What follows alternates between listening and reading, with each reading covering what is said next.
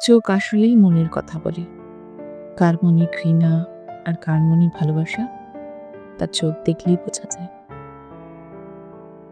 যেমন যে তোমাকে ঘৃণা করে তার চোখে নিজেকে দেখলে নিজেকে ঘৃণা করতে ইচ্ছে করবে, নিজেকে সবার চেয়ে নিকৃষ্ট মনে হবে, নিজেকে অবহেলিত মনে হবে। হ্যাঁ, মনে হবে এই জগতে বেঁচে থেকে কি লাভ। আবার যদি কে তোমাকে ভালোবাসে তার চোখে নিজেকে দেখলে মনে হবে নিজেকে ভালোবাসি, নিজের প্রেমে পড়ি, নিজেকে পৃথিবীর সবচেয়ে দামি উপহার মনে হবে, নিজেকে মনে হবে অপসরী। বেঁচে থাকতে ইচ্ছে করবে আর বারবার জন্মাতে চাইবে তার জন্য।